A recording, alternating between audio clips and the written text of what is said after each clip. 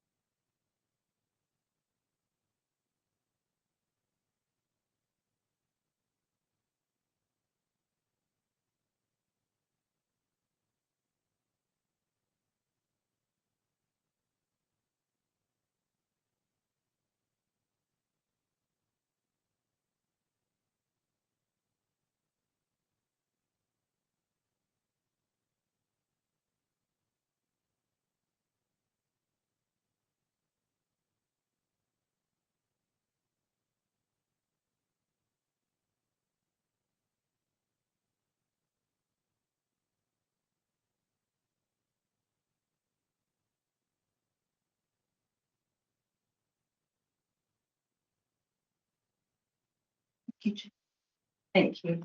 Are there any declarations being passed? Councillor. Sorry? Thank you. Minutes from previous meeting. Can I sign these? But can I just make one slight alterations for minutes before I sign them? On page 3, the 5 voluntary sector support fund. I think what I wish to say is leave the council emphasise just because some organisations were unsuccessful during the funding circle doesn't mean that the work and services they provide are not important. Okay, it's a slight different nuance because I don't think the wording is background. But on that basis, are you happy that I signed these as a true and accurate record? Thank you.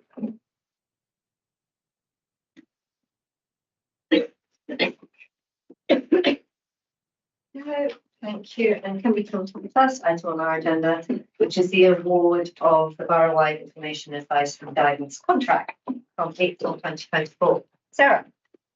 Thank you, Chair. We know that this is a really vital service for some of our most vulnerable residents. So it was really important that the new service was co-designed with residents. So before going out to procurement, the council engaged with the residents who have experience of the services to understand their needs and requirements. Officers also engaged with 8 IAG providers on the viability of procuring a borough-wide coordinated service, which would provide either a single provider or a consortium. The benefits of this will reduce the number of times people are referred to different agencies and hopefully will result in a better experience for those accessing these services. Officers then worked with residents to co-design the specification and tender process. And the details of the 2 consortia bids are on page 18, I think, section 5. I should have you all go into private session immediately after this to have a look at the actual bids. Okay, that just gives you an outline of the. Yeah. These bids were assessed by officers and a panel of residents. But unfortunately, due to illness and other reasons, some members of the panel were unable to continue. So subsequently, we've met with the residents, and I think it's fair to say we've had some fairly robust meetings, but really good meetings. And we really appreciate their input. It's been very helpful. And I think there's lots of lessons to be learned going forward, not just on this procurement, on others, that would be really helpful. So I think one of the things that came through loud and clear was about contract performance. And again, I think there's page 17, which sets out a strong set of KPIs. Yeah, very strong. Yeah, and this was really, really important. And we heard this very loud and clear. So, Moira, do you have anything else to add? Just to say that, as you said, this is a very important contract. We do anticipate that our forecast looks at about 9,000 residents using the service every year. So it's really important that we get this right and it's delivered to a high standard. This is the first time that we have a contract across the whole of the provision. Previously, we've had some provided by grant, some by contract. And so we've pulled together this consortium approach, and this is the first time that we're doing so. And we are working between now and the start of the contract. We will be going through the mobilization process. And during that time, once again, we'll work with residents to make sure that even though it's a borough-wide provision, that each location in each neighbourhood has a service that is tailored to their needs. And residents are very important as part of that process. So we'll be working with residents once again to get their input and to co-design what is delivered locally. Thank you. Are there any questions? Sorry, and then Catherine. Thank you. It's good to see this. As you highlighted, it was came about because it wasn't really an even playing field for the kind of contracts and grants, and the residents weren't getting the best result because quite often they'd have to go from one provider to another provider. So the idea that the providers now work together. And initially, when this first started to kind of, you did a bit of a trial, didn't you, in Chelsea Theatre with Nucleus and Lab. And that was the first time they'd really properly worked together. And I think they both learned a lot from each other. And so I thought that was really positive. And I visited Chelsea Theatre a few times when that happened. My question really is just to find out more about the KPIs, which Sarah has already mentioned. I think that's essential. And again, I know that we did a bit of kind of, secret monitoring of some of the provision, didn't we? Yes. Secret shopping, for want of a better word, really. You're checking out how they work. So how confident are you that you'll be able to enforce these KPIs? Because I can completely see how important they are. We are very confident. We are going to be a lot more robust with our monitoring of the provision. We're going to have, during the mobilisation period, we're going to negotiate and discuss with the KCAP, as the consortium is called, to make sure they understand that we are going to, because of the importance and the sensitivities around this contract, we are going to really enforce our performance management framework, not just in terms of delivery of the service, but also supporting KCAP where there might be areas of improvement. There'll be a constant review of the service as well to make sure that they are delivering, but also we intend to involve residents as part of that monitoring as well. So users of the service will be part of that monitoring regime to make sure that we get things right and those KPIs are delivered. That sounds good. Thank you. Thank you. Catherine. Thank you. I've got there's two parts to my question. The first part is that I think it's absolutely fantastic, and I really approve of coordinating three different groups together and spreading it around, and all the different knowledge sharing is fantastic. So the first question was, as they're working as a consortium, do they actually share costs in terms of finance and things? i.e., are we saving money too, because they haven't got three people all looking at their accounts working on this, but they've got one. There's some people at the top of the structure working on this together.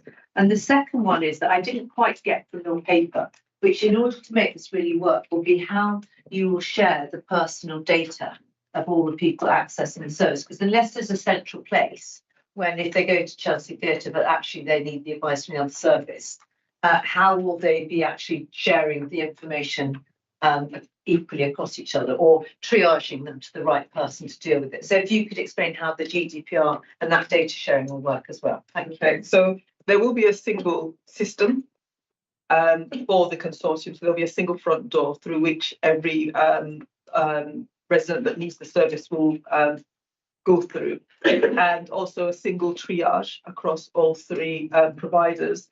And in terms of GDPR, it's by consent. So we will, when someone accesses the service, we will ask them and say that we need to share their data to ensure that they have a seamless provision, no matter which organisation that they actually access to get the advice that they need. And through that, we'll be able to share the data Sorry, the first question was around saving costs. Yes, we do anticipate cost savings by all three coming together because there will be activities that they share and that they don't need to duplicate across the three different organisations. And the good thing is that actually for a longer period, isn't it? We've had so many changes and 6 key decisions in 2 years. So this is finally sort of sorting things out. Absolutely, and because it is for 7 years, which is 5 years plus 2 years, because it is for 7 years, the consortium are also investing in the contract as well, so they're putting money in as well as our contract value too. Thank you. Any other questions from the leadership team? It's quite a comprehensive paper. Now, I know we have some from I didn't quite catch from World's End. World's End. I don't know whether you wanted to bring anything up or to comment. I mean, as you come here on a freezing cold night, it would be a pity that if you just like sit there and say nothing. No, So you're very welcome to thank you very much. bring any concerns. Thank you very much. My name's Keith Cunningham, a long-term Stanley Ward resident and ex-councillor of the Royal Borough. It's important to give a little bit of context in terms of the background to this. What seems a long while ago now, I was approached by local residents on the Will's End, although I don't live on the Will's End myself, to assist them in terms of dealing with what were considered at the time services which didn't meet their expectations, to put it diplomatically. Subsequently, a group, WNAG, Will's End Neighbourhood Advice Group, WNAG, sorry, Will's End Neighbourhood Advice Group was formed. There was quite short notice about the proposed closure of the advice centre, which went down very badly. And Councillor Campbell, I'm sure you'll remember the petition that was subsequently presented to full council as a result of that. Mimi, the lead activist, will speak what would like to speak after I have. Yes. Briefly though, Keith, Yeah. what's your point is? The point is that it was to work with residents was a noble aim, and the residents appreciate that. The procurement process was, we believe, deeply flawed. The officers did not do a deep dive at the start of this, and in consequence, we have had the opportunity of raising with the director and her colleagues some of our concerns about what I describe as a procurement architecture. Okay. And that has not been helpful. As one of your colleagues said, it's a much needed service, and therefore the need to get it right first time is, in the residents' view, crucially important. We won't comment on I don't want to trespass on areas which might be seen as protected by confidentiality. I'm conscious of that. But residents want to see services which they believe are far better in terms of information, advice and guidance than they have been in the distant past and the recent past. And helpfully in that process, quite recently, your officers have agreed to meet with residents in terms of an ongoing dialogue where expressions of concerns can be made, where issues to do with the architecture that is being set up to support this in terms of red flags, how they're operated, ensuring that complaints don't escape being logged onto the system. All of that, which is vitally vitally important to residents is actually addressed. And I think as a result of that, and I would pay tribute to Sarah, to Moira, in helping this process, we believe now, without washing dirty linen in public, which we know you don't want, and frankly, the residents don't want either, because it is likely to provoke an adverse reaction from you, so there's no point in going down that road. What we want is a space where we can discuss with officers in private what ongoing concerns might be and work with the council to deliver a better service for what we hope will be a better service for all the residents. Thank you, Keith. I think that's really helpful.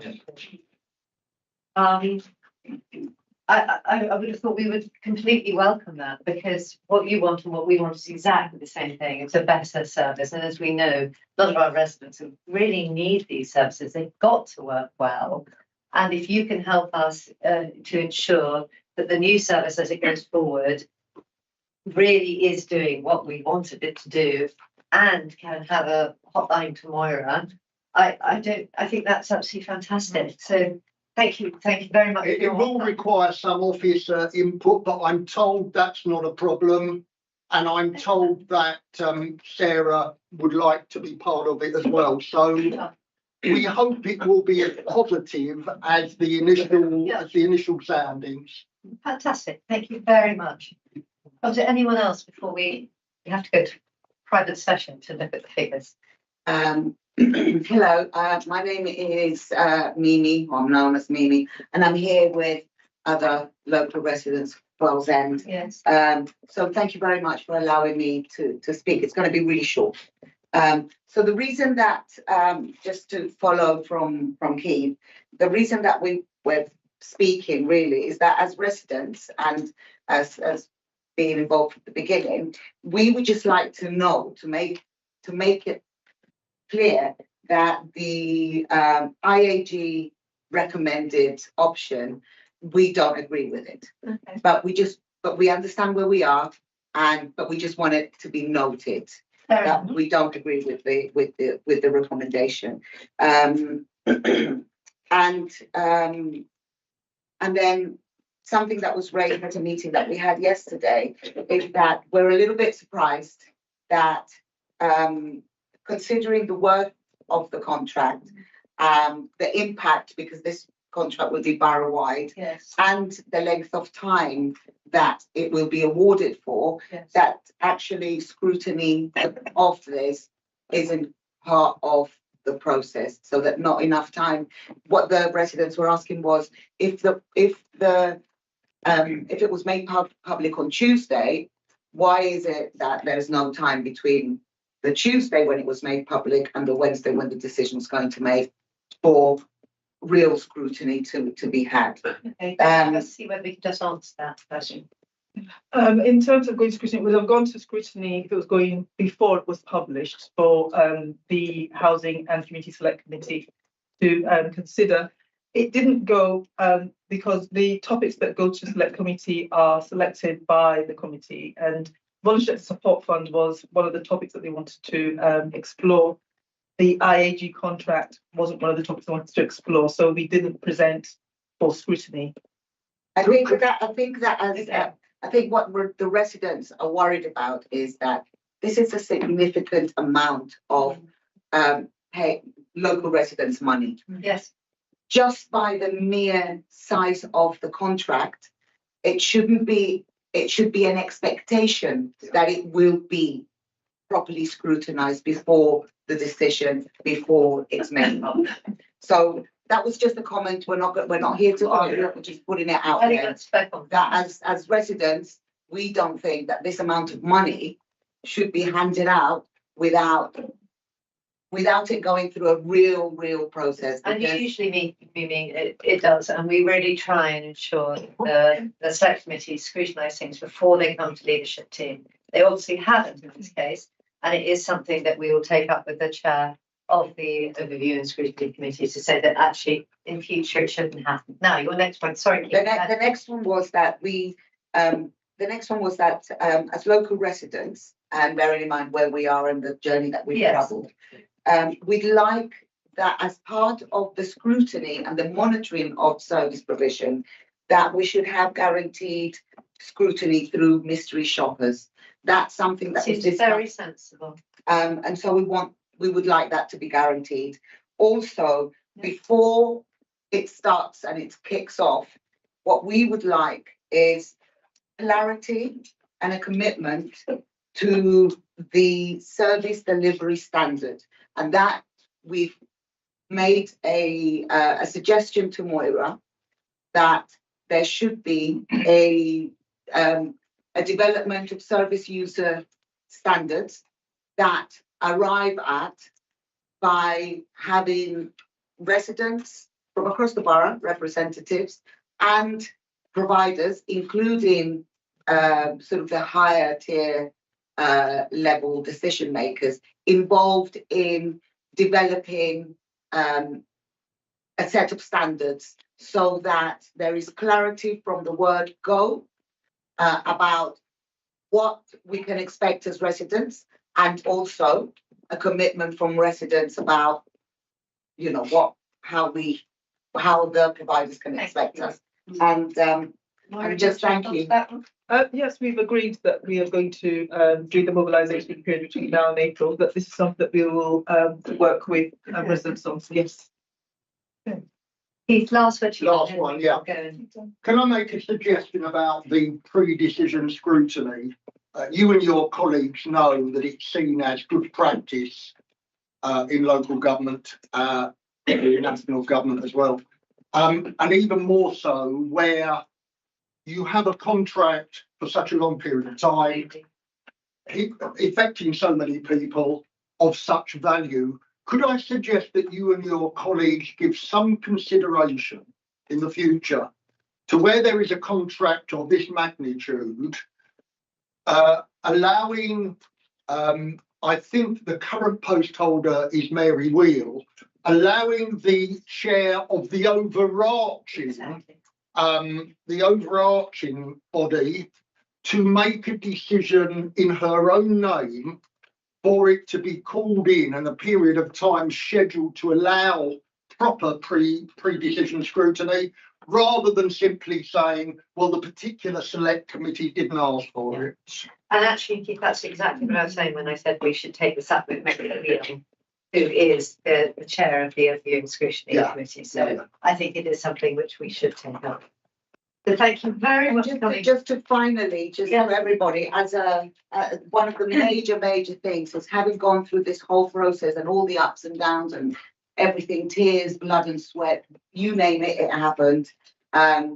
We'd like for lessons to be learned from all of this, and let's hope that never is a good service like the one that we lost taken away from us without the correct procedures and consultation. And I think that that's something that, you know, as I can probably be talking on behalf of the residents across the borough, not just the Welsh. Can I thank you not only for coming, but for coming with such a positive attitude and coming with the offer of working with us and with officers and looking where we might not have got it 100% right, where things were flawed, where we could do better, especially with scrutiny. We really appreciate it. Thank you very much indeed. And as I said, especially when it's like -4 outside. So would you please thank your residents as well, because I mean that it's very good of you to come. Thank you very much indeed. Thanks a lot. And now before we take this decision, because we possibly go next door because we need to take it in private, in closed session. We need to look at the confidential part of the Thank you very much. Thank you for coming.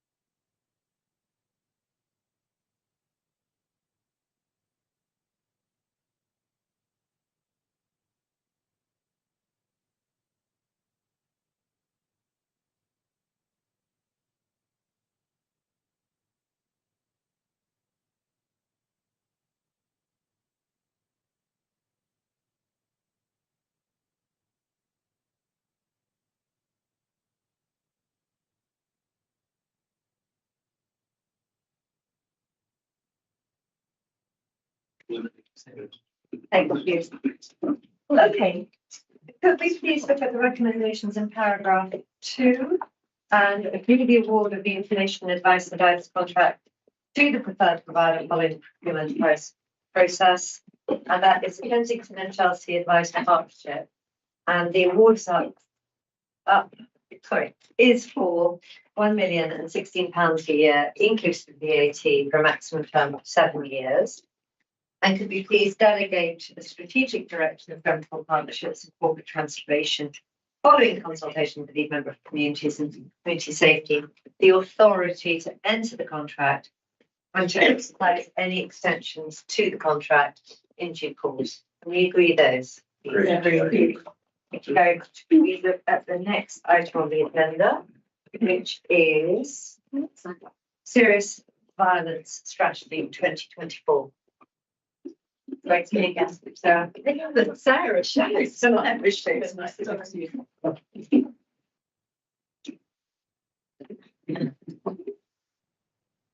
And actually, before you comment, I'd just like to say that Mary Wheel, the chair of the OSC, has said she's really happy that scrutiny welcomed this paper and the chance to scrutinise it early. So in this case, it did go to scrutiny and it was seen early. So you take on board what our residents have said that must happen for all papers. Thank you. Thank you very much. Stuart, Well, I was just going to hand over to you two. You've done a great job of putting this together. It's a new statutory legal requirement, so, and it brings all of the other stuff. So thank you both, because I know you've done a huge amount of work on this strategy and all the other ones. I'm finished. So very briefly, we've already been doing an awful lot of work in this area for a number of years. The leadership team signed off the previous Violence Against Women and Girls strategy, youth violence and exploitation plan. We've been dealing with some of the work we're already doing this. This is a statutory requirement. It's provided us with the impetus and the opportunity to revisit our plans, revisit our engagement with young people, with our residents and with our stakeholders, and to think about what more can we be doing in this space to tackle violence. You will have seen the terrible violence already this year on London streets. This is such a current topic and a really tragic one as well. The priorities that we've identified within this, within the strategy, add value to our existing strategy, and lots of analysis and conversations with residents and our stakeholders. But the absolute core of this is reducing the harm to our residents from violence. So I'll be happy, my colleagues, we did a lot of the heavy lifting around the analysis and pulling this together. We're happy to take any questions. very excellent paper. I don't know if there are excellent. First question. There was just one question, and quite rightly, the paper very much focuses on the victims of these crimes, and it's good to see how our young people are so supported by what you're doing. But the one thing that worried me still is that there's a bit more about the perpetrators. When you get, I know your number one objective is those who commit violence are held to account, but then you say there's a very low proportion of criminal justice outcomes. We might think we know what it is, but why do you think that so few of the perpetrators actually have anything happen to them? Because that's what worries me, is how we actually going to stop. Lots of characteristics. Do you want to talk about the young person side, and then I'll pick up the ball, please? Yeah, I think there's a lot of complex issues in that in terms of each investigation, in terms of what ends up being the criminal justice outcomes for them. We've got the Youth Crime Partnership Board that look at all our young people that come through our system, get identified, and we regularly look at what the experience looks like through custody, through court, through supporting the victims, and then the outcomes and what that looks like. And I think there's a lot of complexity in terms of getting statements, getting the evidence, really understanding what's happened in order to bring a sort of a prosecution forward. It's not always the wishes as well of the victim for that to happen. Sometimes there's other resolutions that they feel would make them feel safer and would be better suited to different circumstances. That's something that we want to we want to understand that in better detail. We want to talk to more victims and actually say what outcomes would they like, and also talk to the police and courts and CPS to understand, is there anything else that we could be doing locally to try and improve that? It's one of the things we identified in the analysis that needs some work. So the same applies, the same principles apply to violence against women and girls. The police have a positive arrest policy in the context of domestic abuse. The sanction detections, the positive outcomes as a result of arrests for domestic abuse are incredibly low. I was at the police independent advisory group last night, which is a resident-led advisory group, and it shared across the room a concern around the outcomes, around the consequences for offenders across the piece, but particularly for offenders who are committing violence against women and girls. I think our commitment is to continue to try and hold the police and other criminal justice organisations to account, but to start to get into the detail of the analysis, what is going on and where, so that we're better able to get positive outcomes for victims of violence. And that perpetrators are held to account. Josh? Thank you, Stuart and Tissy. What are the metrics here? If we didn't do the strategy, would anything change?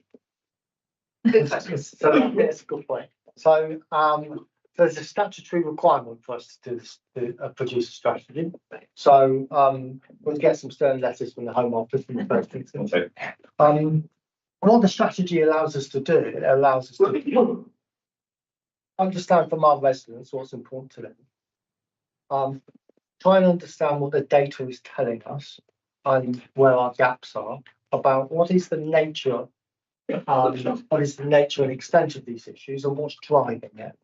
And then from that, put things in place to try and, through a range of early interventions, try and stop, in the case of young people, being drawn into violent offending lifestyles, or those who are perpetrating violence, to hold them to account, but also to provide them with support not to live a violent offending lifestyle, be that someone who's committing domestic abuse against their partner, or be that a young person who is involved in gang violence and selling drugs and violence with someone else, is trying to intervene at each stage to reduce the harm in the community. And the strategy just provides the locus for those conversations, thinking, conversation, and then the commitments that we have to deliver again.